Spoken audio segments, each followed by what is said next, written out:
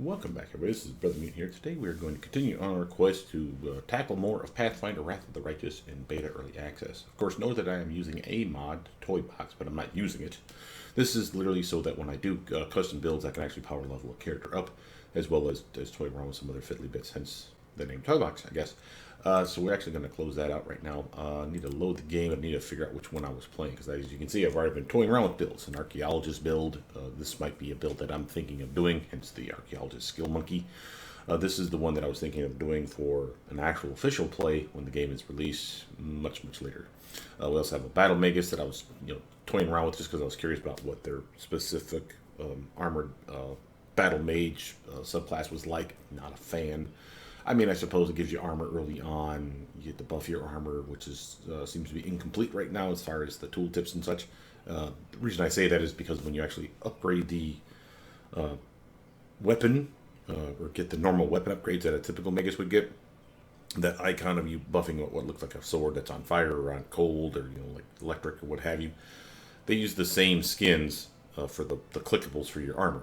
Why the hell would your armor look like a fire sword? Makes no goddamn sense. So clearly this is just something that they're using as a placeholder until they get to that point where they fix that stuff. Again, kind of a bummer.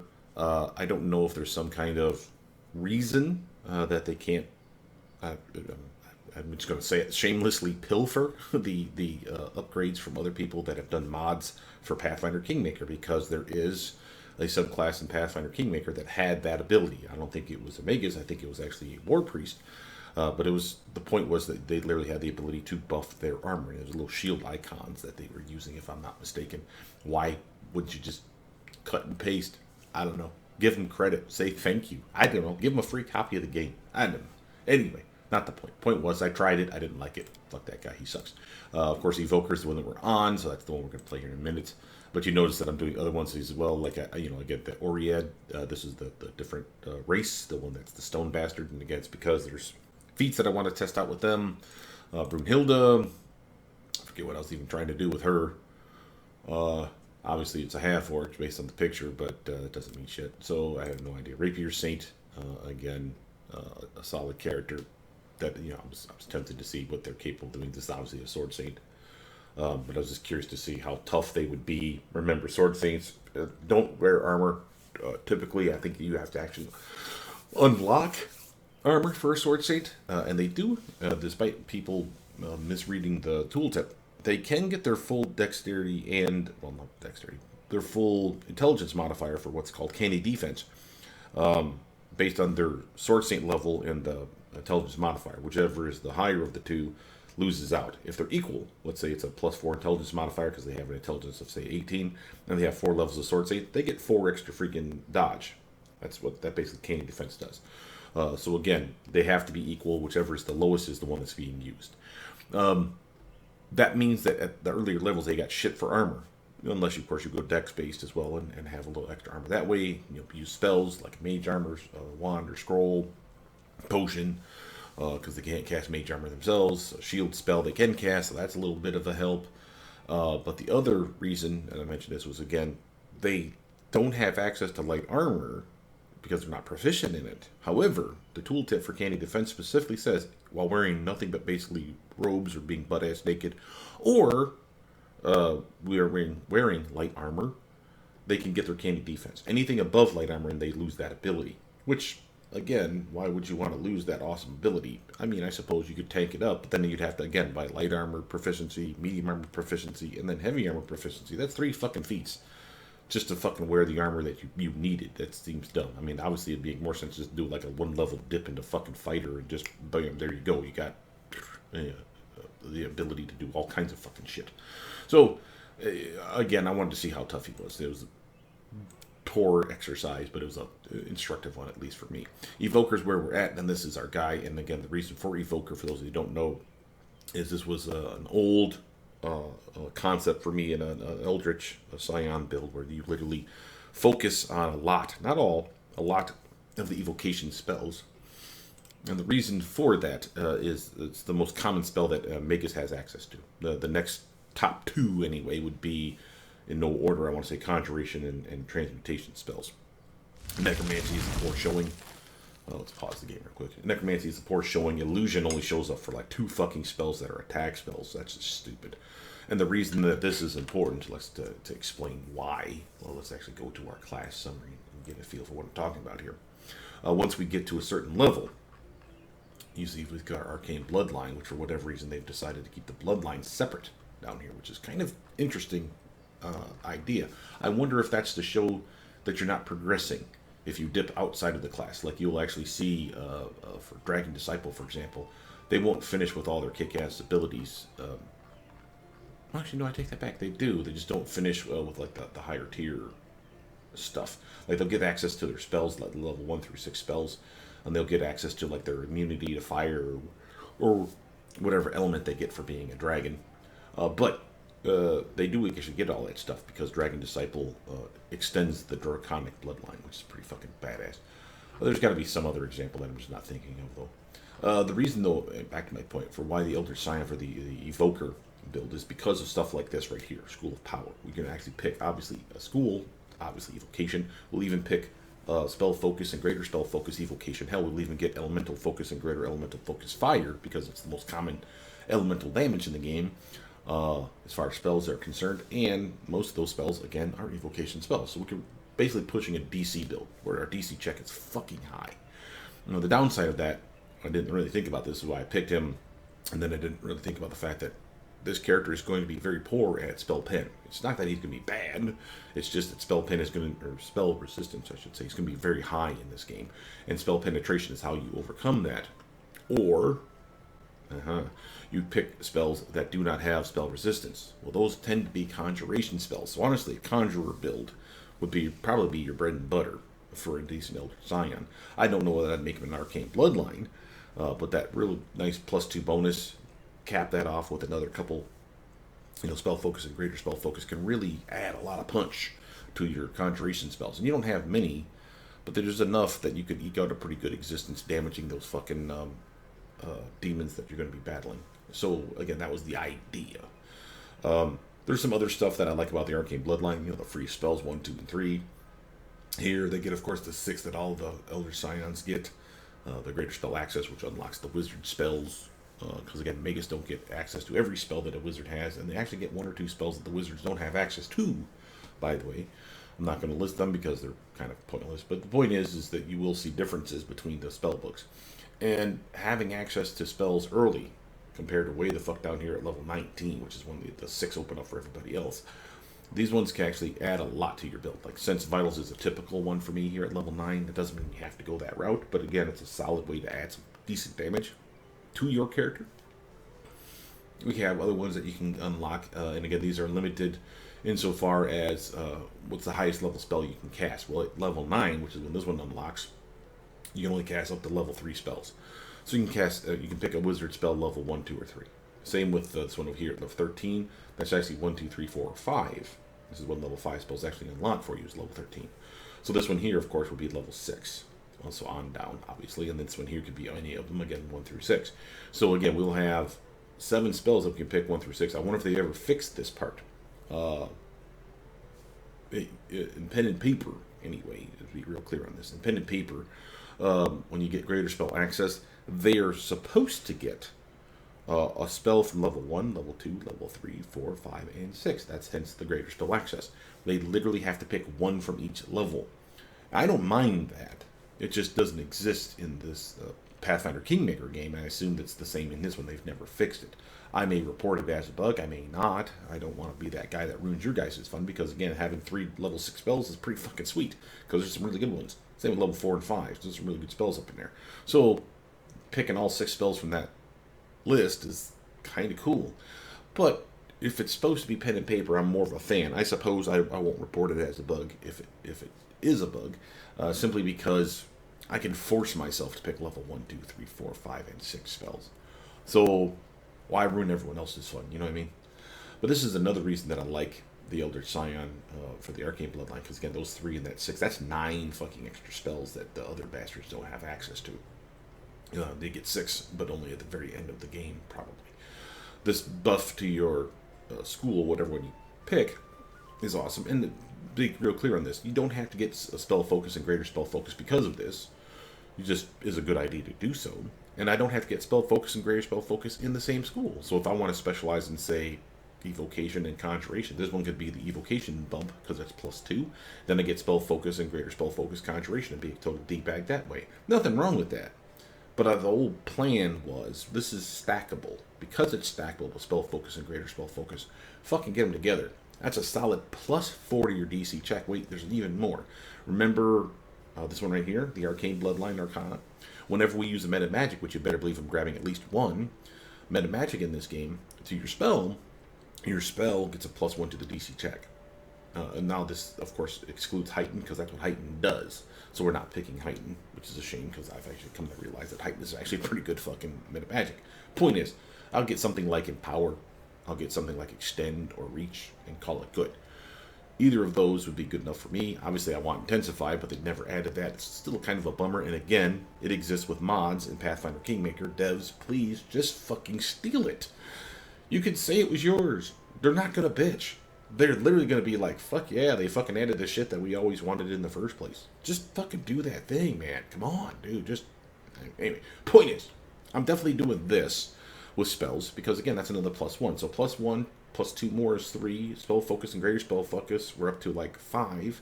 And then you add elemental focus and greater elemental focus fire, assuming it's a fire spell that's evocation. We're up to, what does that just say? Now, a +7 to our DC check? That's fucking tits, man. I mean, you can't fucking deny how badass that is. And it gives some frame of reference for what that means. Let's talk about spell level and DC check. So you have 6 levels of spells for us. Level 1, 2, 3, 4, 5, 6. And I know this isn't the levels that we pick them up. I'm just using this as an illustration because you see the numbers. Wizards can cast all the way up to level 9. So let's take that wizard or that sorcerer that has the ability to fucking cast the same type of spells and see what they would get base. Okay, so the base DC check for a level 9 spell is base 10, because all spells get base 10, plus the level of the spell. We just said it was level 9, so that's 19, plus their modifier. If it's a sorcerer, it would be charisma, more likely than not. If it's a wizard, it's intelligence, more likely than not. But again, we just pick one and just run with the numbers. So let's say right now I have +4. Well, that's just weak sauce. You're definitely going to up that even higher because you're going for a DC build. So let's just say you finish with a solid 24. That's a +7. Okay. So again, 10 plus 9 plus 7 is what? So it's 19, 26 is the base DC check for the highest wizard and sorcerer spell. Now, they could get spell focus, they could get greater spell focus, they could get elemental focus and all that fucking shit. Hell, even an sorcerer can actually get the arcane bloodline, so they can benefit from this and this. I'm not stopping them from doing so. I'm just saying, comparing apples to apples, a wizard would have a 10, a 9, and a 7. That's a 26. Highest case scenario before you start adding feats and all kinds of other fiddly shit. What can I get with this build? Well, remember, I'm stuck at level 6 as being my highest level spell. So we have to go base 10 plus 6 now. That's 16. Plus, again, we said 7. That's 23. And if it was an evocation spell that fell under all those fucking requirements, what would that be? Well, with the exception of this one, because I can't do that if it's a level 6 spell. Would be what? So again, 2, 4, 6. So add 6 to that. So again, it'd be 10 plus 6. Plus 6 would be 22, plus 7 more, 29. So you see what I did there? So 10 is the base, 6 is the level of spell, 6 are my buffs, because I got 2 from this, 2 from spell focus and greater spell focus, then 2 more from elemental focus and greater elemental focus. Hey, Zulov! Shout out to my buddy. So that's why that's 6 there, and then the 7 came from the high charisma, where I finished with a charisma of 24. Now, I'm sure there's other ways in gear that'll put your DC check even higher. But again, the point's still the same. That's what I can expect. And that's a fucking solid number. 29 for a level 6 spell. Hell, if it's a level 5 spell that I upcast it with using this little guy, thanks to my meta magic, it's cast as level 6, but it's a level 5 spell. Normally, for everyone else in the game, it would still be a DC check based on it being level 5, even though you cast it as a level 6 spell. Because of this, because I meta magicked it to increase it, I actually get that +1. So again, I can cast a level 5 spell, upcast it, and get that same number, that 29 we just talked about. Again, that's still pretty fucking good. And of course, with gear, you can push it through the fucking roof even more. That's a solid fuck you to a DC check. And again, shit that wizards would be proud of. To try to put this in frame of reference again. Now, yes, like I said before, a sorcerer can actually take this arcane bloodline because they get bloodline, and they can get all these buffs besides. They don't get this weird shit. Because, they're sorcerers. They have access to all the wizard spells, or most, if not all. And they'll get School of Power, though, or School Power, excuse me.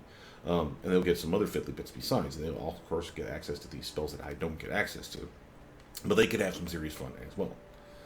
This is the reasoning that I wanted this character. But again, like I said, without realizing the fact that spell pen and spell resistance is going to be something of importance in this playthrough, which I have yet to see, by the way. And it doesn't mean that I can't pick conjuration spells or spells in general that don't have spell resistance. I can totally do that. Just the DC checks on them, if they have one, is going to suck in comparison to what it could have been. I don't think I want to take an Arcane Bloodline, like I said, there was a Conjurer build, because while those three free spells are fucking pretty tits, and that would actually be pretty good shit that I could get here, good conjuration spells exist that we don't have access to, for example, summoning spells. I still think that I would probably pick a different bloodline. As to which bloodline I'd pick, I don't know. For a good Conjurer build, I mean, I played the Draconic, the 10-10 split. For those that haven't seen that video, please watch it. Well, I don't know how to do that shit, so go back to my old videos and you'll see it. Don't do the defunct one, because the defunct one doesn't work anymore. That's why I put defunct in the title. The one that you're looking for, though, is literally an unmodded Eldritch Scion, Draconic Bloodline, 10-10 splits, where you do Draconic Bloodline for 10 levels and you do 10 levels of Dragon Disciple. The reason for that one is a variety of things. One is the big buff to strength, con, and intelligence. That's why the 10-10 split exists. We don't have the best base attack bonus, but I don't fucking care. 14 versus 15 was good enough for me. We got some free abilities for being Draconic level 10 for the Dragon Disciple. There's a lot of shit in there that was pretty fucking badass, and it still allowed us full progression on the Draconic bloodline, which means we got all access to all 6 spells, and the tier 20 ability, which was you can turn into or get all the immunities that a dragon would get. So if it was like a fire dragon, for example, you're immune to fire damage, you're immune to sleep effects and paralysis. I think that's something else that makes them pretty badass. We get the ability to turn into a dragon of our type as a supernatural ability. That's not even a spell. That's fucking awesome. Just a bunch of really cool shit for going a 10-10 split is my point. And the reason I think of that one is because if I were to do that, one of the things about conjuration spells that are pretty badass is many of them are acid damage spells. Now, I don't remember if demons are acid resistant or acid immune. If they're acid immune, we're fucked. I think they're electric immune. And I think I remember that because I remember Shocking Grass was going to be a big poo-poo power. Because it's like, well, shit. That just fucks over Magus in a big way. But that's neither here nor there. Point is, though, is conjuration and acid usually go hand in hand. And if you're an acid dragon type, like I did in that video, which I was a black dragon, if I'm not mistaken, you get extra damage with your acid spells, which, fuck yeah, who wouldn't want that? And then you start throwing in the fact that, no spell resistance for many of them, not all, but not a lot, but not none. So again, that's pretty fucking cool. Plus you're strong, very strong. Like I could start with a strength of 16 and finish with a strength of 20, and I didn't put any points in the goddamn thing. I think I actually started with a strength of 19, finished with a strength of 24, because I added 5 points to it as I leveled up, and had my charisma only be 16, because again, I didn't give a shit about DC checks as much. I mean, yes, I could cast my spells, I could cast all my spells level 1 through 6. I didn't have many, but I had a very strong character, because not only did I finish with a strength of 24, I actually finished with a strength of 28. Why? Because you get 4 points of strength for going Dragon Disciple 4 levels. You get 2 points at level 2, 2 more points at level 4. That's fucking awesome. That's why people usually do a 4 level dip. And that made a very strong character. A 28 strength, unaltered. I mean, we're talking with no spells or buffs or gear on you. Literally, you're walking around naked with a strength of 28. You're fucking tough. So it was a very interesting build. I think it might be something that I'll put forward as a suggestion to you all when we get around to playing this game officially. The Archaeologist being another, Blood Rager being another, and I have yet to decide if I want to do a Blood Rager build where, again, I go Dragon Disciple. Probably not, I'm thinking. I probably would go, I mean, let's just be honest. I mean, I want the strength. I'll probably go Abyssal, because Abyssal Bloodline gives you like a +6 to your strength, I think. Best case scenario, if I remember correctly. And that's some fucking shit right there, man. Going all fucking ham rage on motherfuckers, and you start off with a really strong character, really proficient character right off the bat with the ability to rage. You don't get to cast spells until like level 3 or 4 or some shit, and you only get to cast up to level 4 spells. You don't even get cantrips. But so what? The spells weren't there for buffage. The spells were there for flash in the pan damage, going, like, that guy's running away. I don't want to fucking run over to him and fucking tackle the motherfucker. I'm just going to magic missile his ass and let him die that way. So you can have some fun with some Blood Rage and shit.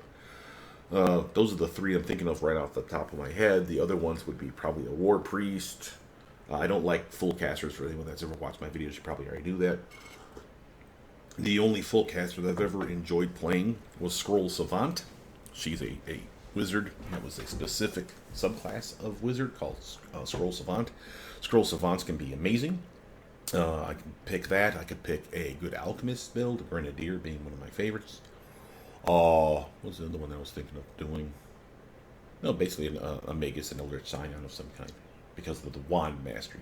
The reason that that matters to me is because DC check wand wielder and wand mastery are fucking awesome. Wand wielder allows us to use a wand or a staff, as you can see here by this pop-up tooltip, in place of our actual spells when using spell combat. That's this feature here, and of course merges with spell strike.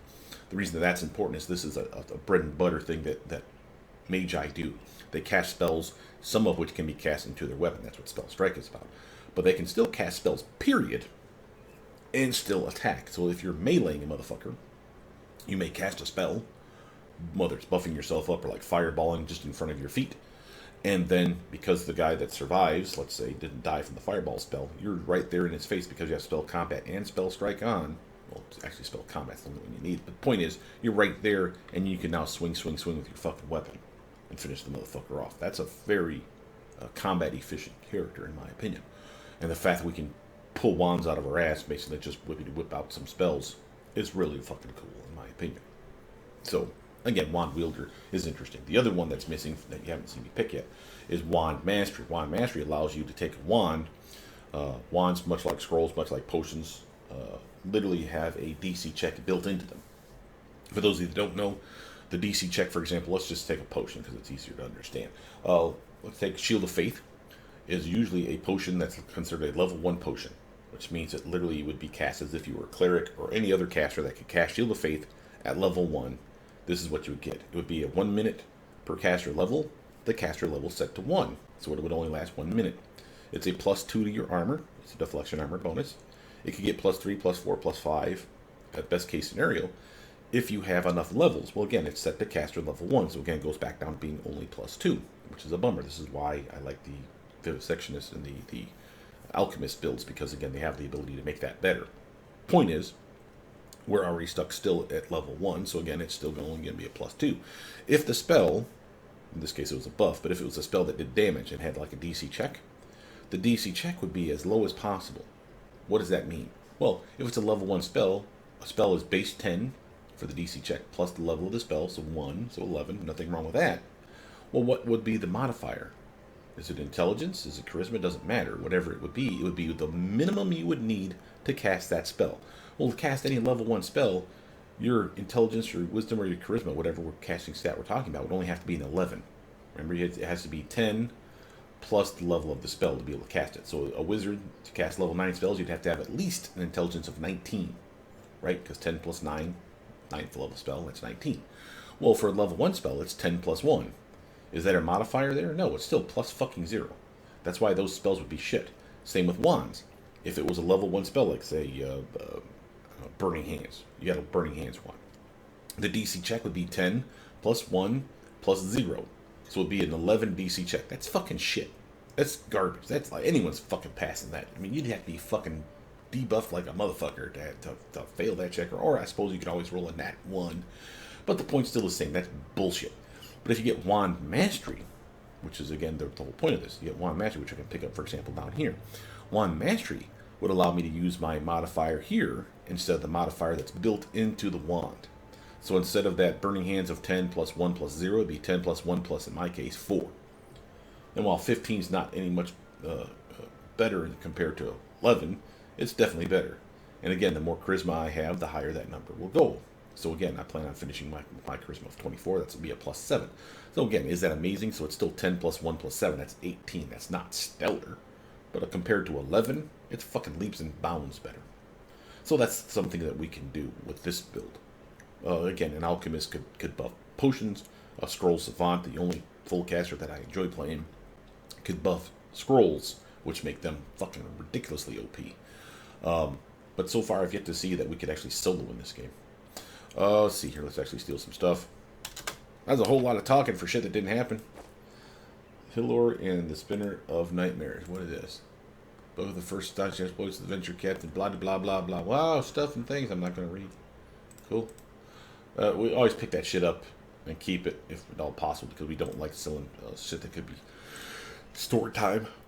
I notice we have the ability to talk to our companions. I'm not going to do that shit right now. You go watch, you go watch, you go watch, and Irabeth.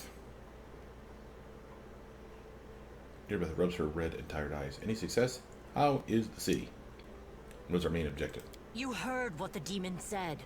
They're going to desecrate the Wardstone and blow up the whole barrier around the World Wound. That would be an even worse disaster than the World Wound's expansion before the Second Crusade. Not only Canabris, but every city with a Wardstone will be destroyed, including the capital. We can't allow that no matter what. We will retake it, even destroy it if we must. Iomede's gift must not become a weapon of the Abyss. There we go. It's important enough that we need to move. I'm going to rotate my camera. One of the things that they did add to this that didn't come out for the Keymaker for a while was the camera rotation, which I do appreciate. Because all this was in the game in Kingmaker, where you could rotate it. They had the ability, like it wasn't just like a static picture where you're like running behind a table. There was no other side of the table or anything like that. They literally made it in 3D. They just never gave you the ability to do so, or at least not at the initial onset of the game. Let's see, is there anything to steal? Notice how there is Evil Watch Crusader, Foreign Autumn Haze. What's that? The elf's beautiful and pale face bears the expression of sad aloofness. How may I help you? Who is your core here in Mendef? I was chasing a fugitive, a Descarite by the name of Kaylessa. It pains me to admit that there are heinous malefactors such as her among my noble kind. I managed to catch up to her in Canabris, and I wounded her. The demons appeared, and the city was engulfed in flames. I was injured in the battle that ensued and couldn't free her soul from its service to her dark master. That's a nice way of saying murder the bitch. He expresses no anger or hatred as he speaks, only compassionate sorrow. Oh, she is so sad that I was not able to separate her head from her shoulders. I'm sorry for your misfortune. I hope things will turn out differently next time. He purses his lips. There is no need for pity. Our ancient kind is blessed with long life. We gain a deeper understanding of the world than other races, and we learn our lessons better than anyone. That goes for learning from our mistakes as well. I survive, which means I'll be more prepared when next we meet. Just aid you in your hunt. Form covers his eyes warily. I thank you, but this is my mission, and I'm used to facing all manner of terrors of my own. I do appreciate your willingness to help. If you happen to meet Kaylissa, take caution. She has turned many innocent souls to the path of evil, and darkness has rewarded her with many gifts. You'll be able to tell by her appearance it is warped. The agate skin, the malicious stare of her blood-red eyes, the bestial teeth. She's more of a monster than an elf. Knowledge World 26. Notice this means we passed this check. Or our teammate in this case, so that's Sela. Even though she's not on the team right now, technically speaking, because just me running around solo, she's still part of the core party. As such, we're using her Knowledge World +5 to actually make this check, and it's only because we made it that this shows up. If we did not make this check, and the hell, there could be other checks that we missed. So, for example, there could be like a wisdom, like a lore check in here that we missed, and no one on the party passed it, and therefore it does not show up in dialogue. So I like that part, because it makes the replayability of the game a lot better. Now it's World 26, though. What does this Kaylessa look like again? Well, she passed a 26. She'd have to get a 21, which doesn't exist. How the fuck did she... Oh, maybe a nat 20. On a nat 20 it works. Oh, wow, we got lucky. Oh, no, we failed the check. Wait, now what? Well, they must have changed it. Sorry, guys. I don't mean to get quiet. It used to be when you saw the knowledge check that it meant you passed it. That's why it's available as a choice. This is a new twist. I don't know if I like it this way. I'll have to think about this. Anyway, Forearm Hates failed to check. Her skin is dark. Her hair is white, like early signs of gray. Her red eyes can see perfectly in the dark, which to my dismay, I've come to know from experience. But bright light causes her kind of pain. I use alchemy powder that explodes in a dancing flash, and she cried out as if I had stabbed her. I wonder what the knowledge check is about, because quite frankly, I don't know if drow exist in the world of Pathfinder, but it sounds like she's a fucking drow, doesn't it? I mean, she's got the fucking skin is dark, her hair is white, she's got fucking blood red eyes. I mean, they did everything say short of fucking saying that she has a spider goddamn tattoo. It's clear this woman is a faithful servant of darkness. The marks of Kaylessa's masters left on her form say as much. So, fuck off, I don't give a shit. Good fortune, piss off. Going downstairs to the basement. Basement says what? Off we go. The fuck is going on here? Cutscene. Surrender thy soul, Melvin. I am a day protect us. Again, how many times is that today? What the fuck, man? Take your jokes and shove them, tiefling. How the fuck did you pull that shit off? Oh, easy there, chief. Don't hit me. That's Wooljiff. And I'm stealing your shit. Oh, God. Cloak Ned. Shield. Take that shit too. Light hammer, chainmail. We're going to be encumbered here pretty soon. But Delvin, let's talk to him first. Go ahead, don't take too long though. Hey, Chief. Hey, Dreamboat, come over here. I want to talk to you about something. Something really important. The only tiefling sits cross-legged on the floor. He looks relatively calm for someone in shackles, but his tail whips back and forth in agitation. Noticing your attention, the tiefling sits up and beckons you over. Don't call me Dreamboat, you little weirdo. Quit bothering the decent people in here, Wooljiff, Yeah. or I'll knock your teeth out. You don't. What's it to you, Delvin Dum-Dum? You were told to guard me, and I'm not stopping you. But no one told me I had to shut my trap. Break your jaw, you'll shut it. Who are you? Wooljiff. Wooljiff Jeffdo. I deal in useful things. I can get you whatever you want. Anything. But there's just one problem. Tiefling rouses chains and gives you a meaningful look. Well, what do you want from me?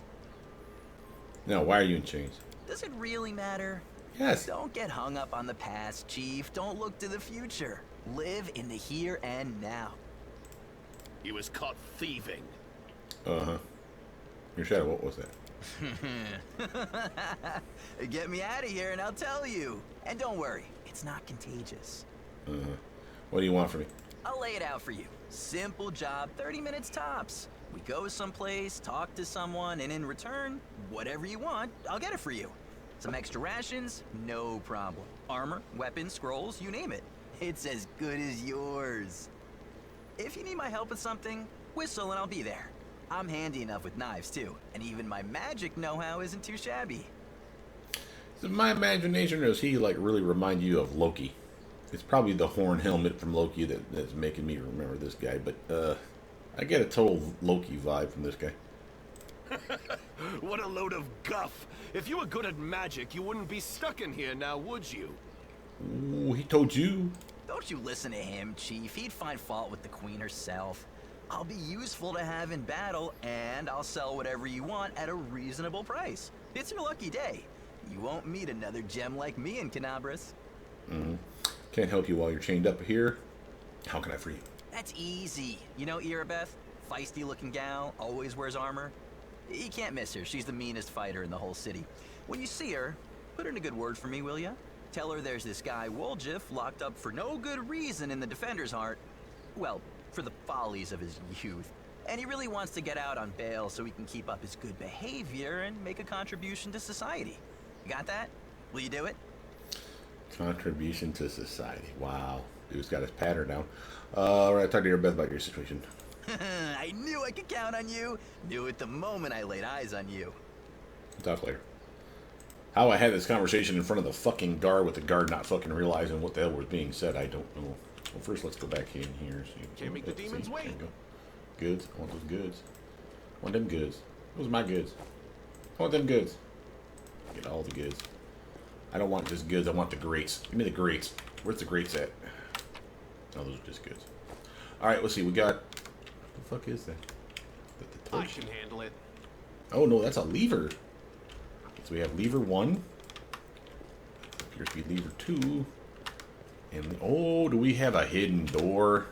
Ladies and gentlemen. Oh, and you know what? The shield button won't budge. Hey, I wonder. Sorry, I'm just thinking, guys. The button won't budge means to me that either A, something's going to unlock from here once we do that, or B, I should have not taken that fucking shield, because that may be of something of importance for this fucking trick here with the 3 levers. Let's go talk to Irabeth real quick. I think she was upstairs. Plus, I got all this new gear that I want to fucking sell. So I think we can sell to this guy. Is that correct? Yeah, I can sell to him. All for that shit, we're keeping those things. I don't think I need a shield for anybody. Angelheim. And then this stuff should not be crafting material. Light hammer, I don't give a fuck about. Chainmail, scale mail, it's all that shit. Okay, dealio with that. Just to get us back up into some loot. What we got up in here? Let's order by price in ascending order. Notice how we have the heavy mace of fire, cold iron masterwork, longsword. I can probably get rid of that now. Keeping the javelin, cold iron masterwork, dueling sword. This is for those of you that are interested in, again, playing like a sword saint, kind of get an idea of what kind of weapon might fucking show up early enough that you can actually do something with it. It's nice that a dueling sword showed up on the thing. It took a while to fucking get there, though. That's kind of annoying. And this is, again, one of my main beefs so far. And again, maybe this will change. But it's not cool to take the fucking main weapon of a sword saint and not give him that type of weapon back anytime soon. I don't care if it's masterwork, but at the very least, find me a fucking dueling sword, goddammit. If that's my weapon of choice and to get all my special abilities to work, I need a dueling sword. It's a dickhead move not to give you one for like the first fucking chapter, man.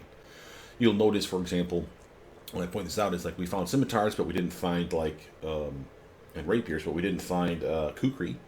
So if you wanted to play like a kukri saint, which I have multiple videos of, they're fucking awesome. But there's no fucking kukris. So what the hell are you gonna do as a sword saint that's a kukri saint? I don't know, rant over, I guess. I'm just pissed. I'm keeping the masterwork stuff for the time being there because, again, I never know when someone on the party might need it, like Woljif if we free him, for example. Notice for weapons, price and ascending, we have available now. We got to this guy, which took fucking forever. Light hammer, punching dagger, sickle, longsword, scimitar, dueling sword, rapier, dwarf morax, bastard sword, crossbows, longbow, posset bow. Then we get into the masterwork stuff. Here's where you finally get to something of use. But notice that it takes $400 to buy it, and it's not everything on the list. We got a cold iron masterwork longsword, which I think I just sold them. A masterwork warhammer, scythe, scimitar, longbow, heavy mace, heavy flail, glaive, falcata. Those are good.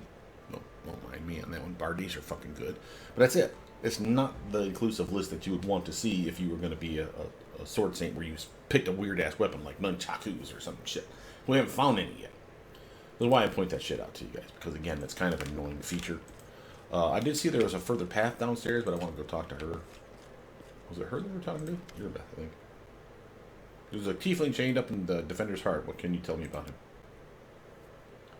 Irabeth shrugs scornfully. Woljif is a petty thief from a gang of thieflings operating in Canabris. That's what we call them in these parts. They tried to rob a vendor of magical items recently. Oh my. Unfortunately, we apprehended only one of them, and the rest managed to escape. We have nowhere else to keep him apart from the Defender's Heart, but that's hardly a prison. Woljif knows it, too. He's been begging us for days to let him go free or have someone vouch for him. He's already asked you to put in a good word for him, hasn't he? Irabeth squints at you thoughtfully, then shrugs. If you want to recruit Woljif and put him to good use, go ahead and take him off our guards' hands. We can ill afford to let a soldier spend their days watching over a middling thief. I hope the tiefling proves useful, should you decide to take him along. Sounds good to me. Alright. New teammate. Yo, buddy. I'm coming for you there, jabroni. Okay. By the way, on our spells, how are we doing here? Yeah, nothing on level 2 yet. Yeah, because we're only level 3 right now, I think. Are we level 3? Yeah, we're level 3. Stone's throw away from level 4, though. Well, maybe not stone's throw, but close enough. Alright, let's talk to the guard. Well, Chief, what do you got for me? I talked to Irabeth and I decided to make you part of my troop. We'll see how it goes. Ha! You must be a smooth talker. Come on, Delvin. Get these bracelets of yours off me. I'm going free. You're sure to regret this. This tiefling will fleece you for everything you've got. Mark my words. Well, I ain't got much, so it's okay. You're a bitter little man, Delvin. Petty and mean. You can't even be happy for me, can you? I pity you. I'll leave you alone with your sad little soul. So long. And now, Chief, straight down to business. You see, I'm one of those guys that people around here call thieflings. We just call ourselves the family. After we knocked over that shop and I got stuck here in the Defender's Heart, a little bird told me that big sister Charisme wanted to see me. That she had some questions to ask me. You following? She wants his junk. Now, she won't be asking me questions like, Woljif, how'd you manage to get out of this one? Or, Woljif, you're so thin, didn't they feed you? No, Something serious has gone down, and I just know they want to try to pin something on me. I can feel it in my tail. So I knew right away that I couldn't go alone. You turned up just in time, Chief. You don't need to do anything when we get there. Just stand behind me and look mean, and I'll handle the rest. Somehow. Let's go. I'll show you the way. Tiefling hideout has been revealed. Alright, so now he's part of the team. Get to work, hippie.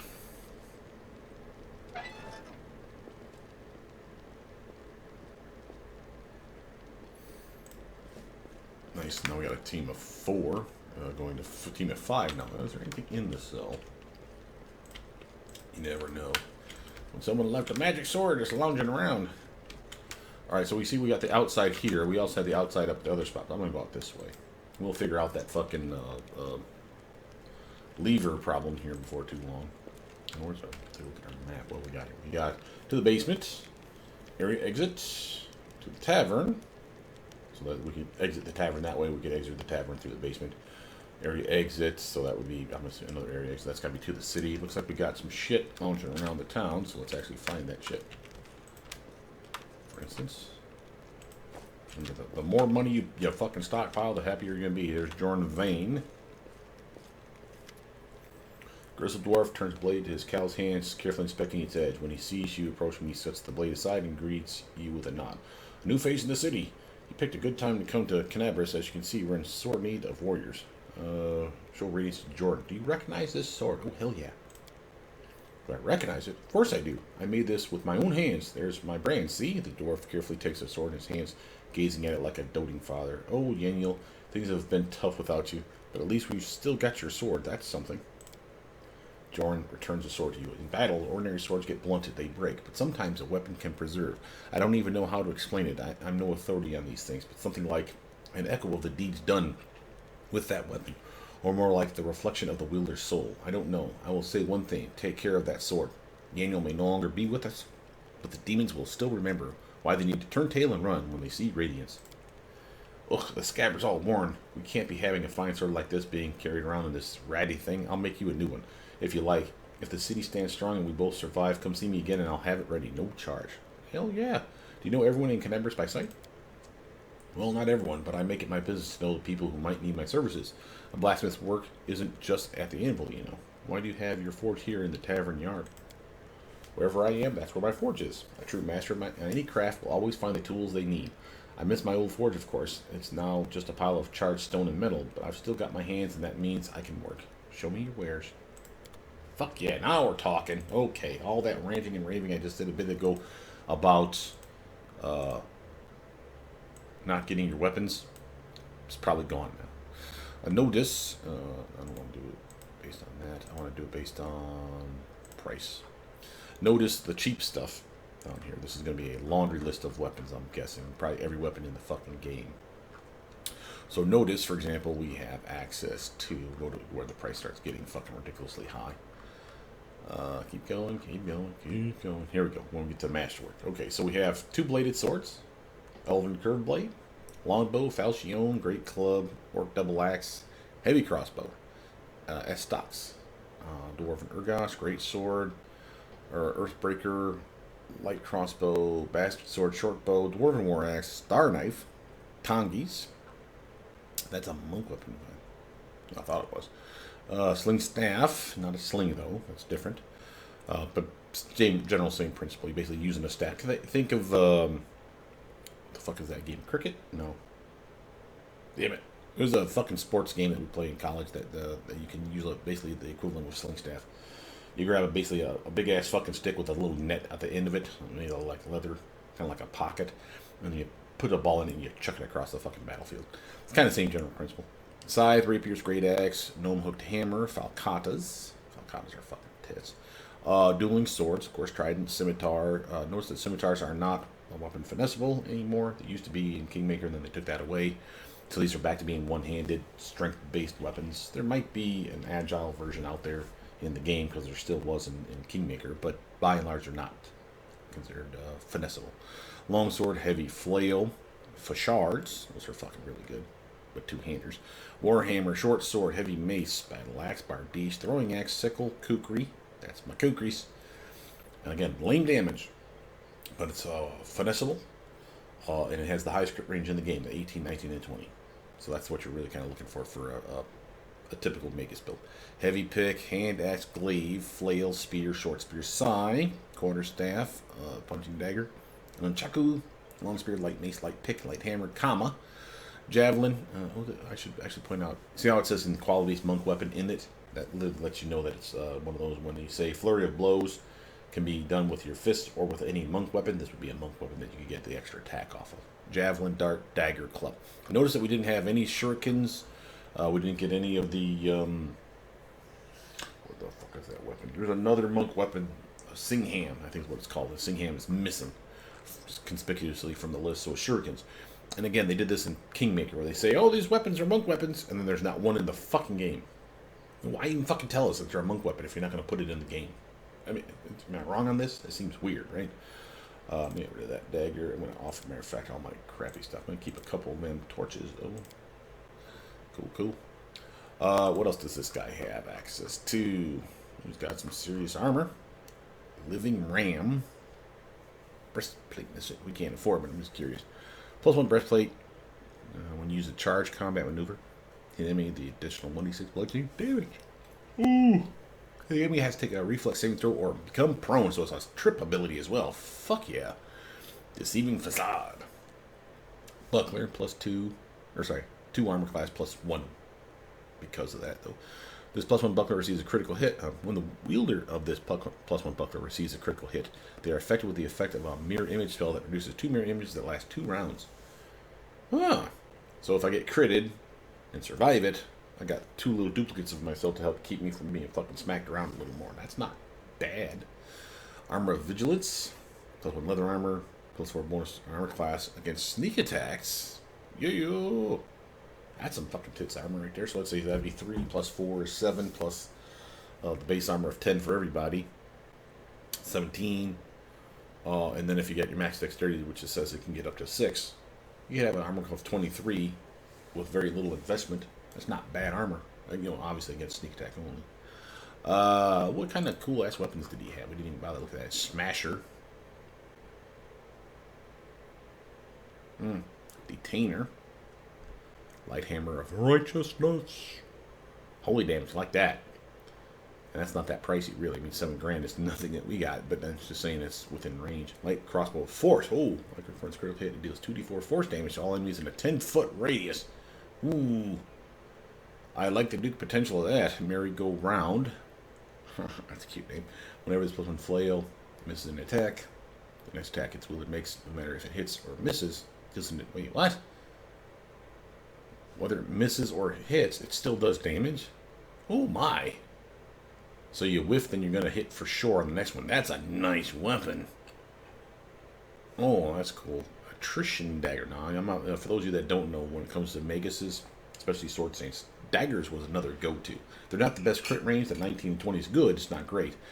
But there was the potential of real dual daggers in Kingmaker anyway, and there's a lot of really good daggers in the game. So you could have a lot of really good abilities just because you have 2 little daggers in your little fisties. Attrition Dagger, let's see what this one gives us. +1, finesse wielding, that's all daggers are. Once a round, when this +1 dagger lands a hit, it deals them 1 constitution ability damage. This power can't lower the constitution's ability score below 5. So you can't kill them by taking their con down to 0. For those of you that don't know, if you can take any stat, physical or mental, to 0 or lower, the target dies. You can't be charisma of 0. You will be killed. You can't have a con of 0. You will die. Strength, dex, intelligence, wisdom, doesn't matter. Anything goes to 0 or less, they're dead. When you see that it has a cap on it like this, that's why. Well, they don't want you to kill them just because you're stabby. But taking a con down to 5, that's a shit ton of penalties to fortitude saves, and that should lower their HP simply because their con status is in the negative. Or their bonus, their modifier, I should say, is in the negative. So that might be of value. Pain Channeler. Ooh, Falcata. Oh, wait, we didn't miss one. Sorry. A devastating blow from above. Long spear. Ooh, mounted weapon. Yep. Pain Channeler, Falcata. This +1 Falcata grants us where a +2 bonus on attack rolls for all touch attacks. Now, be real clear on this. I haven't tested this, but the way this reads, they're usually pretty good about the mechanics in this game. So if it reads a specific way and you think it sounds funny, it really means exactly what it says. So, for example, Omegas, remember, I can do touch attacks through my weapon, but then it's a weapon swing. So this would not be a bonus to my touch attack, because the touch attack is not longer a touch attack, it's going into my weapon. You understand? So it's a weapon swing. That should not give me this +2 bonus, I think. Again, I haven't tested this, so I don't know. But, having said that, now watch this. If you had this Falcata, say, on, say, a War Priest, okay, someone that has melee touch attack spells like Inflict Light Wounds, for example, you could literally have this Falcata in one hand, cast your Inflict Light Wounds spell, and you get a bonus to your swing with that touch attack. You can see the appeal here. So again, touch attacks are still powerful, so this is a nice upgrade. Roaring Hand Axe, Sonic damage, noise. That's rare. Light Mace of Severe Strike. Additional damage on a crit. You're getting a lot of those. Butcher of Undead. Great Club. +1 attack against Undead. Acrid Sickle. Ooh, 1d3 acid damage on a hit. Now we're talking. That's a cheap weapon too, and that's actually worth. That's a really good amount of damage just thrown onto your weapon in an elemental type, no less. Trident +1, Bastard Sword +1, and then we get back to normal shit. Alright, what else this dude got? He's got a rugged helmet. Helmet grants wear DR3/melee. What that means is ranged attacks are gonna fucking be lessened by 3 points of damage. So if you get hit with like a sling staff bullet, a crossbow bolt, or an arrow, it would be 3 less damage. But notice this next part. The wearer suffers a -3 penalty to perception skill checks, which means the helmet's blocking your vision, probably. Quiver of cold iron ammunition. The owner of this quiver can use it to shoot 50 units of cold iron ammunition. Cold iron ammunition is known for the effectiveness against demons and fey creatures. It's forged at a lower temperature to preserve its delicate properties. Now, he has 8 8 purchases of this, and they're 50 charges. In Pathfinder Kingmaker, the quivers were 20, limited to 20 arrows or bolts or whatever at a time, and more importantly, on a rest, when you take a knee or whatever, you got those charges back. I don't know that this will do that.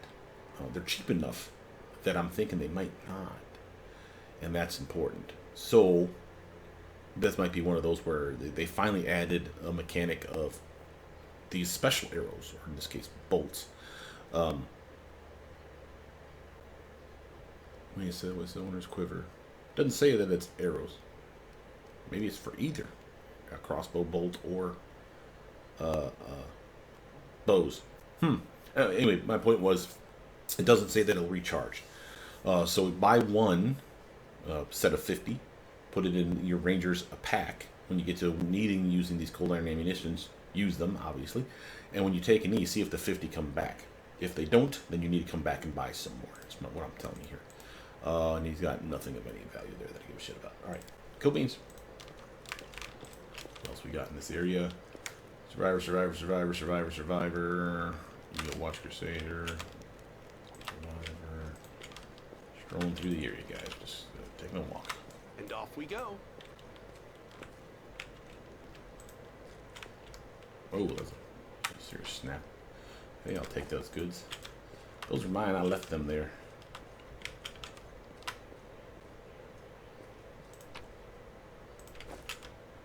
Okay. To a tavern. Come on up here, buddy. I'll show the way. This is interesting.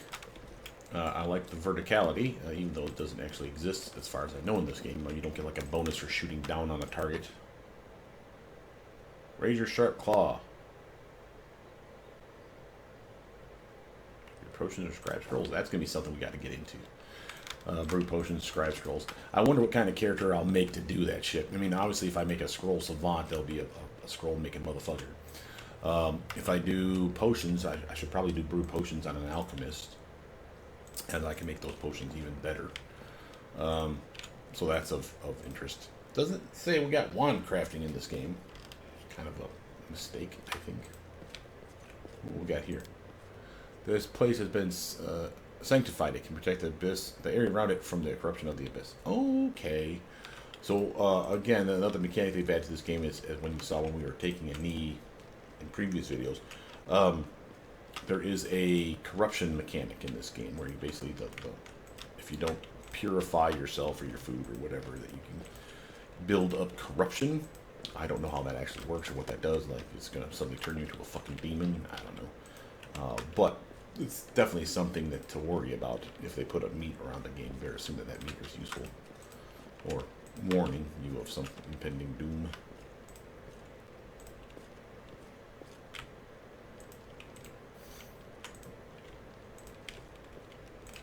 Alright, let's see.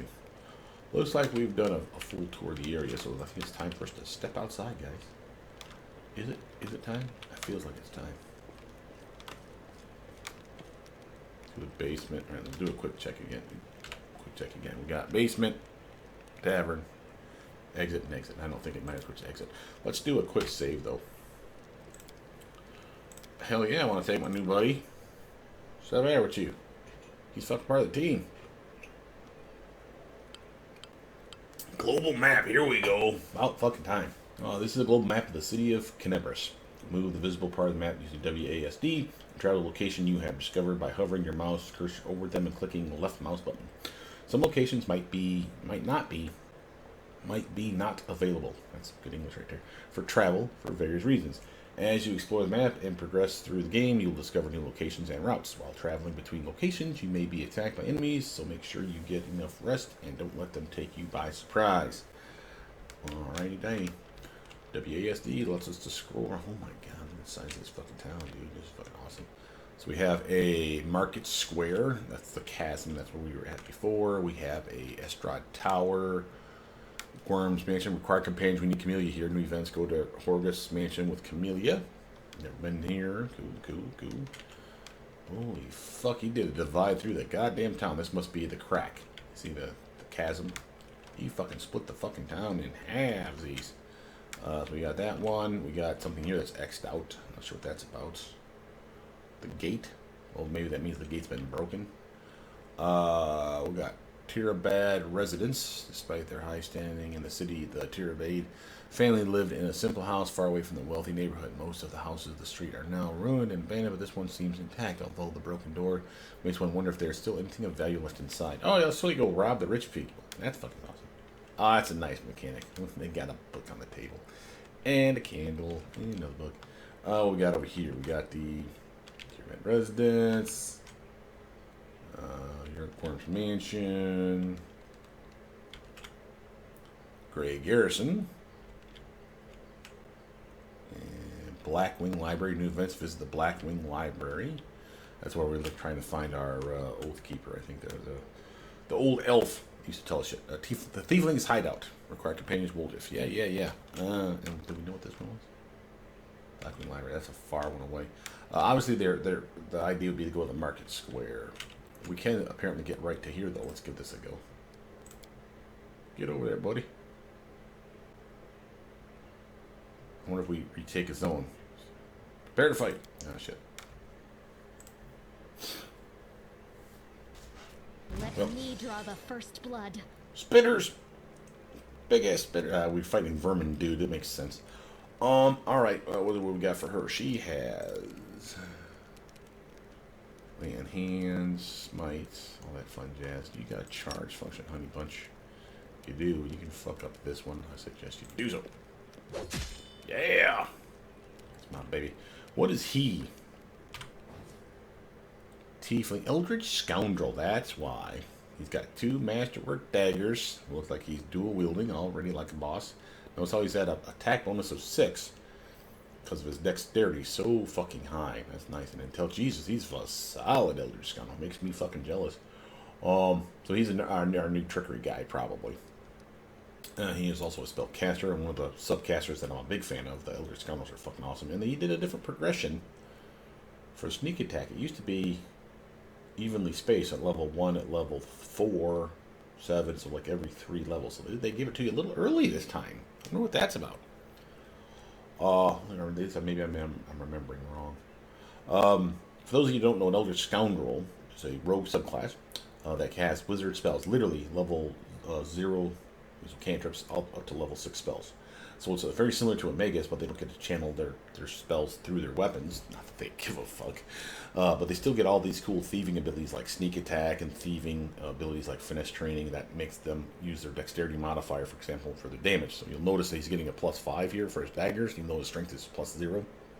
It's because he's getting +5 from that. I did a video on 3 different Sword Saint builds. One which was a purist Sword Saint, level 20. One that was a 12 level Sword Saint and 8 levels of Eldritch Scoundrel. One that was 12 level Sword Saint and 8 levels of Vivisectionist. And the reason for those comparison was because each brought something different to the table. All of them had spells. Hell, the Eldritch Scoundrel and the Vivisectionist sub-dips there had 2 different sets of spell books. They had their Sword Saint book, and they had their either Vivisectionist spell book, or in this character's case, an Eldritch Scoundrel spell book, which made them extremely interesting. The Vivisectionist and the Eldritch Scoundrel got sneak attack, even though that they finished at 8. You see, he only got like 3 sneak attack die, but the Vivisectionist finished with like 5. So again, pretty fucking good characters. Reason I point that out is in that video I was talking about finesse training specifically for the weapon of choice, and I think we went with Kukris. You could pick your choice. In this guy's case, he already picked it, so we don't have a choice. I mean, he picked daggers, obviously, for obvious reasons. But if he went Kukri, that'd be similar to the build that I did the video on. And finesse training, for those who don't know, is extremely powerful because it allows you to, like I said, to get that damage modifier back, because you're not using your strength, you're using your dex. So you can have strength be in the toilet like this character and have his dex through the fucking roof. Not only can he hit real well because he's weapon finessing, which is why you're seeing the +6 and the +6, but you get that extra damage because of, again, the finesse training of the weapon of choice. This can be any finessable weapon when you pick it. You notice he gets choices to pick them here, there, and the other. Now notice these are the finessable weapons in the game. So we have unarmed, star knife, sickle, short sword, sai, rapier, punching dagger, nunchaku, light shield, weirdly, light pick, light mace, light hammer, kukri, that's mine, comma, hand axe, s-stocks, elven curved blade. Now notice some shit here too. Some of these are two-handers. Dueling sword, dagger, claw, or bite. That's a lot of shit. And of course, dagger, which he already has picked. That's a lot of shit. And again, switching to a weapon that you find that's really, really good, and then getting that extra dexterity modifier, not only to your attack, but also to your damage, is really nice. I mean, it's like a game-changing ability right there. Just saying. There's some other cool shit that Eldritch Scoundrels get. The Master Strike is something highest level, obviously. But the rogue talents, they're not as many as a true rogue would get, but enough to be of value. Plenty of sneak attack die, especially where it counts in the early levels. Trap disarming and all that shit. Weapon finesse for free. Again, he's a solid character. Notice how he gets 2-weapon fighting here. He apparently loves Callistria, and he has the Tiefling heritage. He's a fault spawn, which gives him Dex and Wisdom, which is... Wait, what? Why is his Wisdom 8? -2 to Intelligence. Intelligence is an 18. That's a weird pick, guys. Oh, no. He may not be a fault spawn. This is just showing you all the different kinds. I don't know what kind of Tiefling he actually is. Let me take that back. He's whatever that one is. This guy here. But it's probably the one that gives him a bonus to Intelligence, is my guess. Yeah, racial +2. See that? And Dexterity is probably another +2. Yeah. His Wisdom is probably the -2. There it is. Okay. I'll say that seemed weird. Spell book on him, just so you can see. He is a level 3 rogue. Their spell casting progression is similar to a Magus. So at level 4, he'll unlock level 2 spells. At level 7, he'll unlock level 3, 4, 5, and 6. He does not have level 7, 8, or 9. And by the way, if devs are ever watching my videos, please take this shit out. It is confusing to a new character to see level 7, 8, and 9 here thinking you're going to get that shit, and you never get it. Put an X through it even. You don't have to fucking delete it. Just put a big X through the fuckers to let us know you will never have access to that shit. Please. Sorry. His spell book, because he's an Elder Scoundrel, he has a book proper, like a wizard, or a sword saint, or a magus. Not an Elder Sign. Elder Signs are like sorcerers with spontaneous casting. This dude's awesome because when you give him spells, level 1 through 6, he can scribe them to his spell book, like a wizard would, which is fucking awesome. That's a really, really cool thing for him. And again, very interesting features. Notice how he has mage armor, so he can buff himself up, which we should do so. That's like a 3-hour buff. He has picked color spray, grease, and burning hands. So he's all about illusions and dilly-dinking around with people. One of the reasons I like the Eldritch Scoundrel versus a Magus, by the way, as a subcaster, is because they do have access to all the wizard spells level 1 through 6.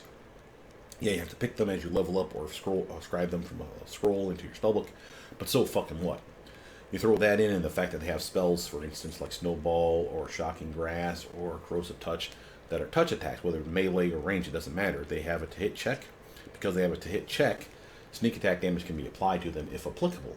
That means a Snowball spell for this motherfucker can actually do decent fucking damage on a target because of sneak attack potential. Same with his cantrips. He has infinite use cantrips, just like a wizard, just like a magus. But unlike a magus, who doesn't get all of the wizard ones, this guy does. So again, the one that sticks out in my head is Jolt. The infinite use cantrip does electric damage. Again, not useful in this context because, again, fighting demons that are immune to electricity. Still, a solid fucking cool ability. I am going to buff up. I do like that mechanic. That looks much better. Bonuses don't add up. Oh, did he have armor?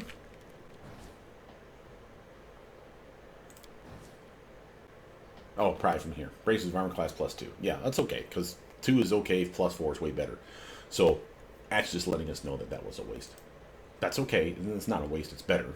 It's just he'll go back eventually from... oh, that was a fucking kick-ass look on him. It goes from a +4 back down to a +2 when the spell wears off. So I'm fine with that. Lan, what do you got, bro? Let's do your 5-foot stutter step.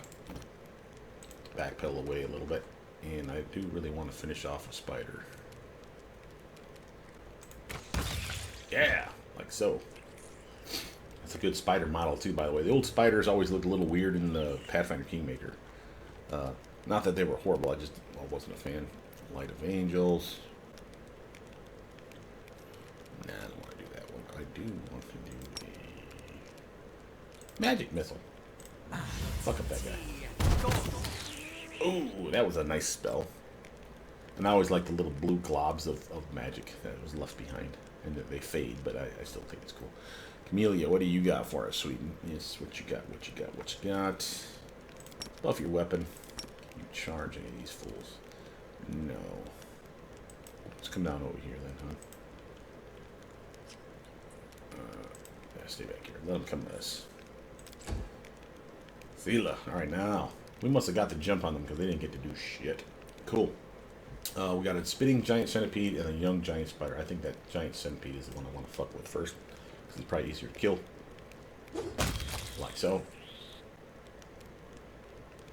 We'll just, what do you got for me, bro? I need to put his abilities down here, but more than anything, I need that one. Get rid of that shit. Invisibility. Oh, he's the... That makes sense. He is the Tiefling subclass, or subclass, the Tiefling Heritage. Remember, all Tieflings, much like Asmers, get a free spell-like ability once a day. Based on their character level, not their caster level, their character level. And his is a Tiefling that allows him to cast invisibility. Fucking awesome. It's not an amazing spell, but for what he is, it makes perfect sense. He's got the armor. Fuck it. He's got one of the better armors in the game. Oh, and he got some sneak attack love on that shit, too. Nice. Is there anything for us to pilfer in this area? Here we go.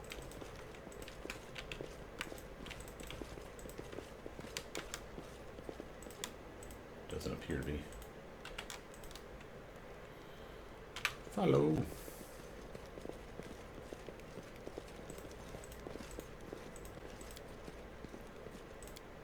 Okay, back to traveling. Now you may say, his spell was wasted on him, because it's a mage armor, but it's a 3-hour buff, and it was only a 2-hour travel, so we were already halfway there plus. So again, it should still be on him when we get there. The game is good that way. At least it was in Kingmaker, and it appears to be the same here. It keeps track of the minutes, the seconds, the hours of your buffs. So literally, he should still have many hours still on this. Hour 50 minutes, plenty. And off we go. Sister Charisme.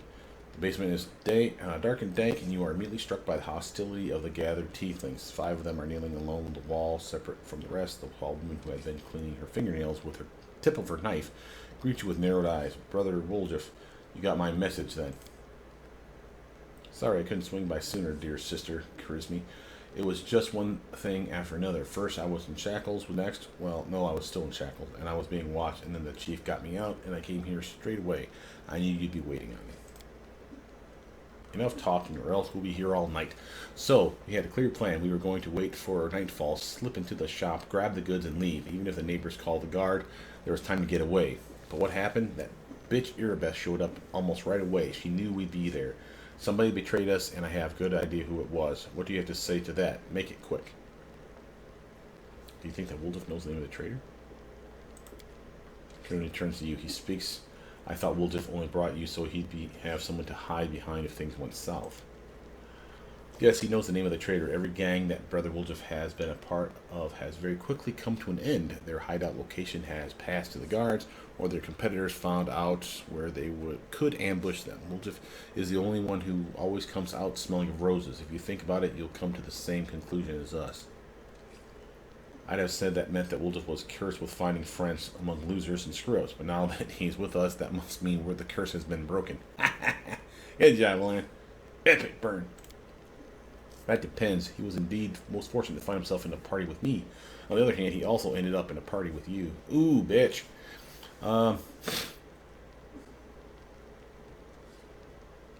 Woldif, tell us your side of the story. What happened? What's there to tell? About a week ago, Sister Charisma got 6 of us together in this very basement. Me and those 5 over there, I mean. Woldif jerks his head towards the 5 thieflings kneeling by the wall. She rounds us up, and she says, we got a score. Ancient trees and wonders. That's got to be a typo, right? Ancient trees? No, maybe it's not.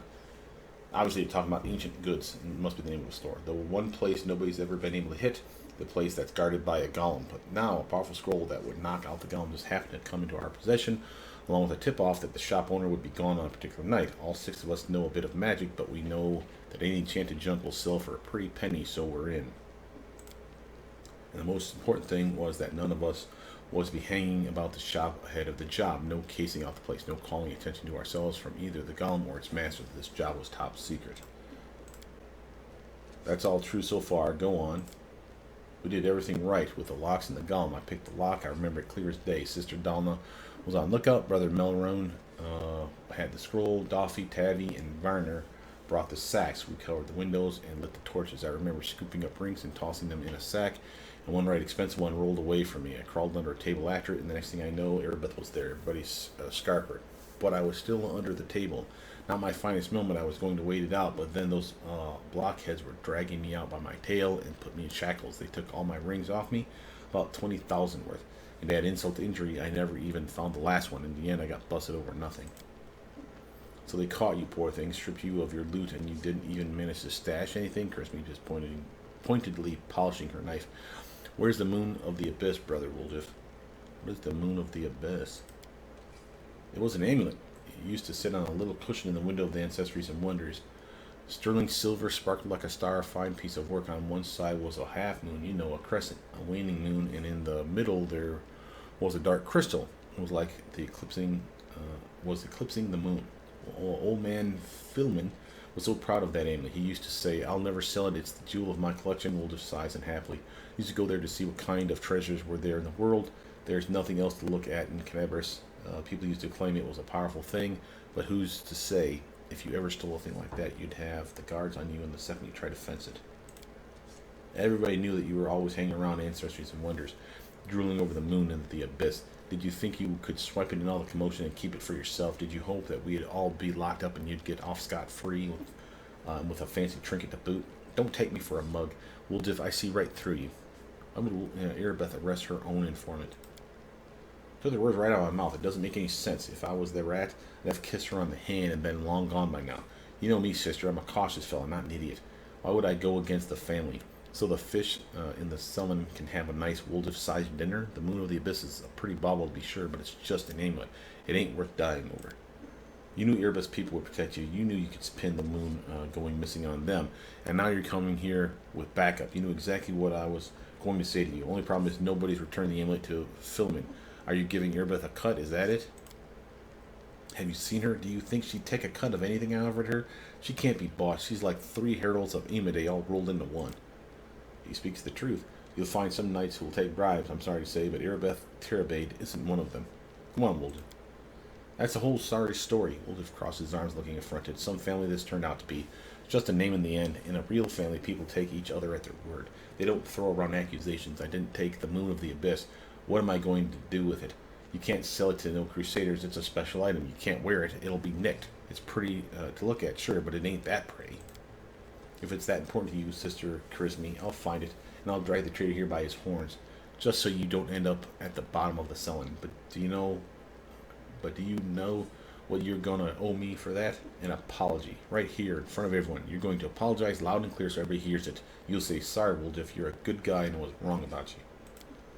Fine, you're one of my people, which is why I'm going to give you some time. But if you run, Brother Woldif, the family will get you wherever you go. You'll spend the rest of your life looking over your shoulder, tossing and turning at night, fearing poison in every cup and every meal. You'll look into the eyes of every tiefling you meet, wondering if the family's come for you. You'll have no peace, but one day you'll be tired of running. You'll stop to catch your breath, and that is when we'll get you. Got that? You're you've a way with words, Sister Charisme. A way that almost made me wet myself, but a way nonetheless. Let's go, Chief. We'll go chat to that scary gal Irabeth. She knows knows you a little. We can ask her who ratted us out. I'll let you do the talking.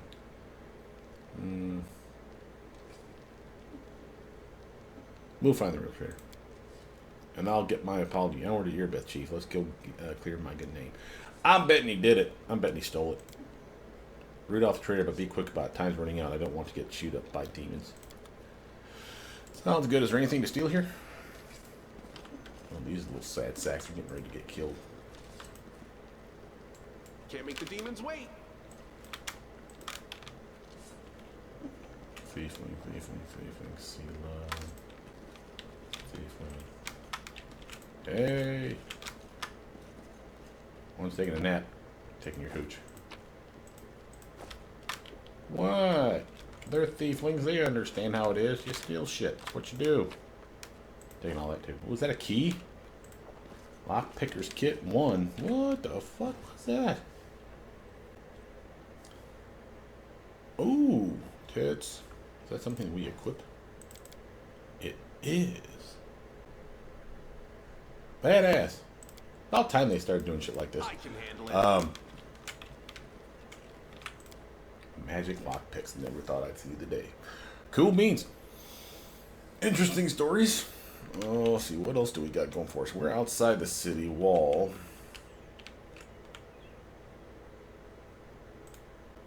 Travel back to Irabeth. Come on, team. His spell's going to wear off here soon. There it goes. And Defender's Heart. So this is going to be clearly a side quest.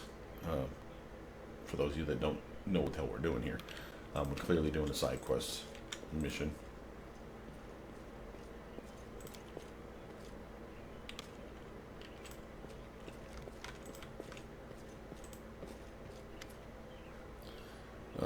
There's a traitor I'm trying to track down. Who is your informant among the tieflings? Irabeth arches her brows in surprise. Canaverus is threatened by a demon horde and you'll have enough spare time to help out thieves. Irabeth sighs. I don't like this, but I hope you know what you're doing. I'll tell you everything I know. I did not see my informant's face. He slipped out of a dark alley, handed me the note, and disappeared. Irabeth hesitates as she tries to remember. He had a cloak with a hood masking his face, but the horns, the long, straight horns, didn't fit under it. His horns are not straight. There should be Guardian Goleman Ancestries and Wonderies, the shop they tried to rob. The owner gave us the construct's code word just in case. The golem itself was destroyed, but the head seems to be intact, so you can interrogate the thing and find out what it saw. The code word is Hand of Irori. The shop's owner must have escaped, but there's a chance you'll get lucky with the golem. We got a new location. That's cool. Cool boom. I'm getting all kinds of shit. Out on parole. The Divided City. Stolen Moon. Friend in Need is a friend indeed. All this other shit up here. Jesus Christ, we got all kinds of shit going on. Cool. Close out of that. Yep. Keep safe. All that jazz. We're leaving. I'll show the way. Now, I'm assuming stuff is on a timetable like most things in Pathfinder Kingmaker, so we have to kind of be careful here. We're not doing stupid shit like all the side quests before doing an actual run to the main center of the town. Demons are invading, for fuck's sake. We gotta kind of deal with that shit. But is that our Ancestries and Wonder Shop? Cravo!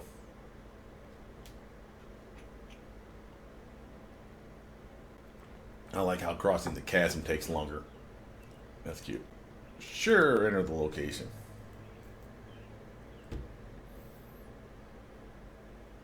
And off we go. Robust weapon. What the hell is this? Finian the talking weapon. Phew, free at last. I thought I'd be flattened like a pancake under that rubble. Much obliged. Damn, I'm not in any pain, but my head is still foggy for some reason. What's with all the hubbub in the city? The name's Finian. I'm a Pathfinder. Is there anything I can do to help? You're a Pathfinder? That's right, Finian Dismar, Pathfinder and Crusader. I roam around the world wound wherever my tasks lead me, scouting mostly, but this last while I've just been hanging around in Cadaverous waiting until I'm needed again. I'm bored out of my mind, but at least this shop makes for better lodging than some inn. What I meant was, what are you? What's that supposed to mean? I'm just told you. You want to know where I hail from? Is that it? Well, I'm from around here, actually. We Kellids of the Stareye clan fled to the Whirlwind troubles began, but I couldn't stand by while the demons wreaked havoc, so I came back. Or did you mean to ask about my weapon of choice? My best weapon is every weapon. I'm a skilled and capable fellow, if I do say so myself. I can swing a sword and poke with a spear, but what I'm best at is communing with the spirits. They call folks like me Phantom Blades. Phantom Blade, what's that? It's like a spiritualist, but with a twist. It means that some spirit took a liking to me at some point, and it can turn into whatever weapon I need. Handy, eh? I don't need any whetstones or enchantments. Doesn't take up space either, although to be fair, it's not a barrel of laughs. The spirits that bestow this kind of power don't come from happy places, and they're not exactly bright-eyed and bushy-tailed. They usually appear after great battles that leave few survivors. The city is under attack by demons. Wait, what? The last thing I saw was some thieves breaking in here. Then the guards came. Everyone was running around. After that, it was a bit of a blur, right? When things got intense, they dropped the cabinet on me. I couldn't even help the owner. I was just lying under the shelves like a dimwit until you came along. There are demons in Cadaverous. Let's do something about it. The city needs every blade it can get. Hey, do you mind taking me with you? I don't think I can handle this alone. And besides, the more the merrier. Sounds like he thinks he's an actual person. I'm sure they did that on purpose. How did you end up in the shop? God, I've been here so long I don't even remember anymore. Just sitting and waiting for any word from the Pathfinders, but it looks like everyone has forgotten about me. The shop owner is an old friend of the Pathfinder, so I've taken up residence here. Sure, I'm taking you with me. I swear you won't regret it. I can do all sorts of things. Is there anything your party is missing? A sword, a spear, a bow? Just say the word. Finian the talking weapon. Oh, fuck yeah, give me my talking weapon. You can get rid of that piece of shit. Give me a Finian. Where's that at? There it is, Finian. Oh, do we get to pick a weapon?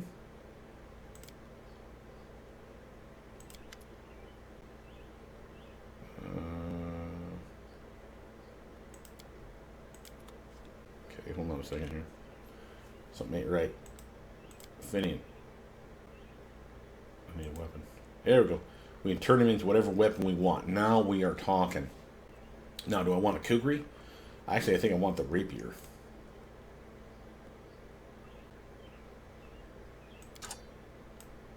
And there's our Finian. He is an enhancement +1 cold iron ghost touch finesse wielding weapon. Fuck yeah, buddy. Thanks, Finn. You're bro. Oop. Some scrolls have been torn apart and some have been trodden on by muddy boots. Good. We have a demonic heart. Interesting.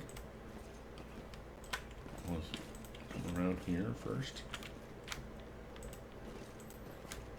What we got? What we got? We have polished oak shells. Once showcase magic rings and amulets. Now all that's left are grubby handprints of the robbers. Yeah, same thing on there. Okay. Cool.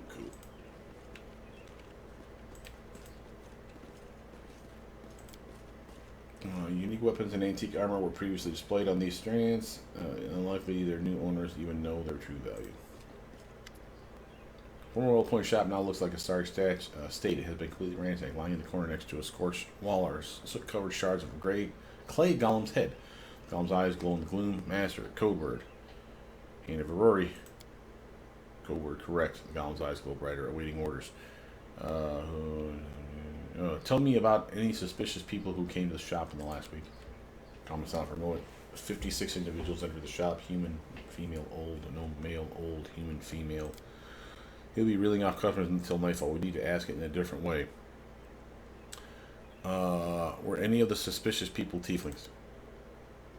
Tieflings, 3. Tiefling male, middle-aged. Tiefling male, young. Tiefling female, young. Describe the young male tiefling. Tiefling male, medium height, short horns curling backwards. That's got to be him. Medium length tail, eye color yellow, hair color black. Special observations, annoyed master. Horns, hair, tail, that sounds like me, but it's not possible. I know what the security's like here. I didn't come near the place. I give you my word, Chief. No special observations, subject was unremarkable. There, see? Can't have been me. Describe the middle-aged male tiefling. Tiefling male, medium height, long, straight horns. This is our guy. Medium length tail, eye color pale blue, skin color dark. Special observation, red hair. Oh, that's our trader. I bet your life on it. Charisma drilled it into our heads that we wasn't to go hanging about the shop. Red hair. We've got a couple of gingers, plenty more who get it out of the bottle. So much for a special observation. Goblins ain't all they're cracked up to be. Eh? Maybe its master knows more. Describe the female tiefling. Tiefling female, above average height, hair long, pale, tail not observed, long straight horns. It could be her. You don't know that it was male. Eye color blue. Special observation, scar on nose, baldric with gold stitching. I know that one. A new arrival, most likely. Gold stitching. I wouldn't mind getting to know her a little bit better. Enough. Where's your master? Filmin Friliatros. My master is in his hiding place. Revealing the location of the hiding place is prohibited. Prohibited. He likely holed himself up in the basement when the commotion started. The entrance should be around here somewhere. Where'd you come from? Who created you? This golem was created by Gaffrin and Son, address 3rd building on the right, Jewelers Alley, Narison Mendev, model G504ENE, which stands for Experimental and Enhanced. For all inquiries, contact Mr. Gaffrin. Where is the basement in this place? Basement is below me. I guarded the basement. Leaving my post is prohibited. Thanks, buddy. That's kind of tricky. With an athletics check. We'll get to that here in a second.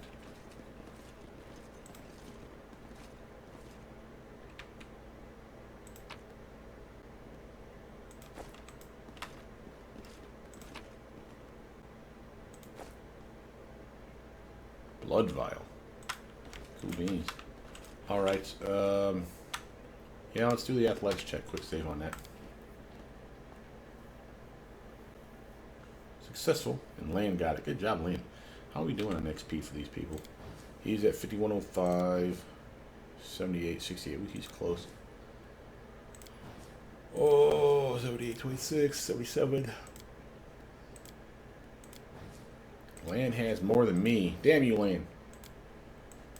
Probably from all those athletic checks. Alright, we're in the basement. With Hooch.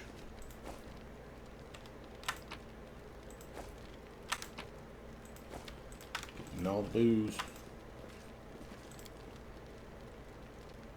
This is my kind of work. Sure is, buddy. Aha! Here we go. Doesn't know him, so partly he has to be nearly spherical, curled up in the corner of the basement, shaking. Marauders, bandits, scavengers! Yeah, it makes sense. We're all those things and much, much more. Before you report us to the authorities, mind if we have a chat? Please calm down. No one's going to rob you. Except for us that just robbed you. Then no one peers you. You do look better dressed than the local thieves and ragamuffins. You came here to tell me that the nightmare is over? No, it's not. You're here to steal my riches. Get back! No notices Woljif and his round face turns scarlet. You, Woljif, the dirty little sneak thief. You've been sniffing around my shop for years. Finally worked with the courage to rob me, did you? Get out of here. You and your pals have taken everything already, I'm sure. The gnome seems to settle slightly. My name's Filmin Friliotros. I was the owner of this shop, but I'm not sure I can claim to be the owner of anything now. I hope that there's at least something left of it. Oh, come off it. Your shop's fine. It's a bit ransacked, maybe, but nothing a bit of spit and polish can't fix. Tell me about the tieflings that have visited Ancestries and Wonders recently. Why should I tell you anything about my customers? You're not from the city guard or the Eagle Watch. Chief, he keeps digging his heels in. Just say the word, I know how to loosen his tongue. Alright, we got a bluff check. Intimidation check. We'll just try to persuade him, but that's a bad idea. Where were you the night of the robbery? Do you think I robbed my own shop? I was here in the basement. I was told to make it look like I'd left. The watch was very keen to get their hands on those thieflings. They seem to be multiplying all over Galarian, so of course I did everything they said. I've been stuck in this basement since then. The golem wouldn't move away from the doors no matter how much I yelled at it. But then I thought that it was all to the good. Somebody came by after the guards and caused a ruckus upstairs, bellowing like mad, taking advantage of my absence. So someone showed up after. Bluff check. Here we go. I'm helping the Eagle Watch to catch the culprits. It's in your interest to tell me everything. Yeah. That was +8. Very nice. So they haven't got the thieflings? I thought the city's finest were on the job and they'd size. You can't rely on anyone. Ask your question then if it's so important. Tell me about the red-haired tiefling. Philman just falls just thinking, red-haired tiefling. I suppose, yes, there was one who came in, spent a long time looking around. He was a person of modest means, I could tell by his clothes, but he asked me to show him an Asmart-made chainmail. He certainly couldn't afford it. That's when I suspected that something was off. I checked everything he had after he left, but nothing was missing, and that put my mind at ease. Can't remember what he looked like. I didn't get a good look at his face. All I remember is that he was wrapped in a green cloak, like he was freezing, but that's all I have. Tell me about the tiefling woman. Feldman scratches his chin. A tiefling woman. Ah, yes, I remember now. A noble lady, unlike the tiefling ruffians we have around here. She purchased some magical equipment for the crusade, and she promised to come again. If only tieflings were like that, I'd be laughing all the way to the bank. Tell me about Woljif. Face is wrinkling with distaste. Woljif Jeffdo, right? Yes, I've known him a long time, though I'd rather not know him at all.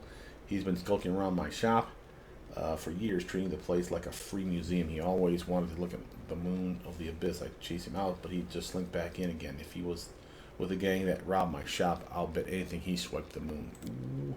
How come I'm the prime suspect? Whoever betrayed us all, that's the one who got the moon. I want to see it turn to you, too. You get me? I don't like the idea of other people's grubby mitts on it. And everything I want to know. If that isn't enough to help you catch the thieves, then I don't know what else to tell you. Now be on your way and leave me in peace with my Rekowa shop. Alright, buddy. Alright. So we got some info. Rich chick and a guy that's in a green cloak. Plus it got me a magic sword. Rapier. Whatever. It's mine. Can't have it. That's cool. That weapon seems to be made for a goddamn sword saint. I take back almost all the nasty things I said about you, game. I guess we want to go to here now. We got more information than we need to know what to do with. I would assume that would be the place to go. I would assume.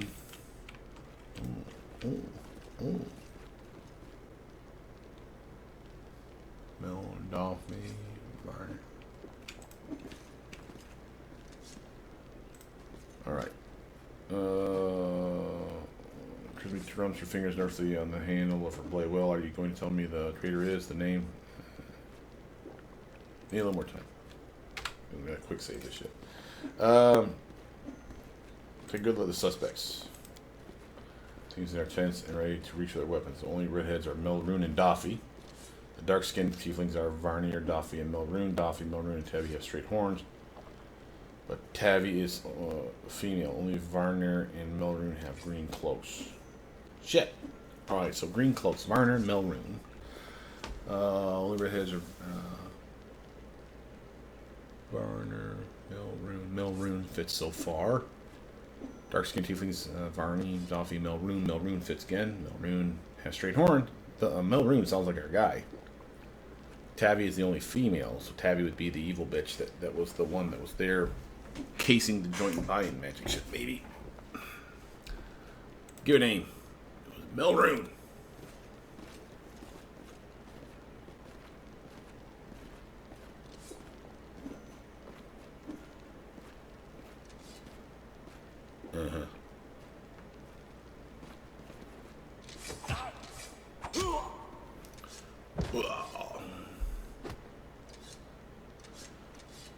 What, take me for questioning? You just slit his throat. What kind of questioning are you going to give the guy? Fucking seriously. Hermione looks wary, but her earlier tension has clearly lifted. He confessed someone connected to the cult of Baphomet ordered him to steal the Moon of the Abyss, and the best idea he could come up with was to drag us into it. He got the scroll to take out the golem. He betrayed us to Erebeth so that he could swipe the amulet in the chaos. He thought we'd get nicked and he'd slink off to meet up with his customer. Oh, he was right. You got the Moon of the Abyss? Let me look at it one more time. My whole life I've dreamt of holding it in my hands, if only for a second. He said when he got to the window display, the moon was gone. He's lying, of course. He had time to hand the moon off to the person who ordered it. Bloody cultist. I don't really give a toss. I'm just glad we got to the bottom of this. What are you going to do? The traitor. Nonchalantly picks at her nails with her knife tip. He'll be sent to visit his distant relatives on their farm to think about what he did. Any more questions? What are you going to do now? Clear out this place. The sooner the better. The city's dying. I don't want to die with it. The city would have already died if not for the people who stood up to defend it with weapons in their hand. So defend it. I'm not stopping you. It's your city, but we've always been outsiders here. Why would we fight for you now? Can I join the family? Grisby bursts out laughing. That's all you want? You can have your pick of the non-tiefling gangs. You've no need to tread on our territory. The family is for tieflings only. No exceptions. Oh, fuck you, bud. I just got done helping you out. I have to go. Good decision. I'm planning on hanging on. Blah, blah, blah, whatever. Sister, Woldriff nervously bites his lip. His cheeks are flustered, his tail is swishing through the air. You forgot something. What now? You should be happy to be alive. An apology. You promised to apologize to me loudly in front of everyone. We're alone now, but I still want to hear it. Well, that occurs to me. Shrugs indifferently. So, sorry I suppose we're being wrong about you this time. Don't think that just because you didn't act like a jerk this one time that it cancels out the rest of your record. I know all about you. Till next time, Woldriff. That's the most pathetic apology I've ever heard. Success. Grismy eyes harden, but then she sighs. All right, fine. I'm sorry, Woldriff. Let's part on good terms. And now apologize to me as well. When you falsely accused my ally and accused me too. Failed. Don't push it. Good luck to the both of you. Okay. It was worth a try. Hey, man, that could have been some free XP. That's cool. Woldriff watches her to go, his tail relaxing. Better than nothing. Listen, Chief, when you've got a spare minute, come see me. I have something I want to discuss with you. But for now, let's get out of here. I don't like sitting below ground when the building above is ready to crash down on our heads. All right. Peace out. Well, that was an eventful day. I don't know how long we have. I'm going to go back to town here to probably take a knee. And I think we should probably call it quits there, guys. We got to get some stuff done today. It is the weekend after all. My name is Brother Meat. Please like, subscribe, comment down below. Tell me what you guys think of this playthrough. Are you happy that we found a magic talking weapon? I think it was a nice addition to the game. I'm glad it wasn't a DLC to the end of that thing. But that was pretty cool. I think it's a nice way for you to make a weapon that you want. And I'm assuming he gets better over time, which would be the way I would have done it anyway. So that's a really nice upgrade. Thank you, devs, for that. With that, I'll see you guys soon. Bye now.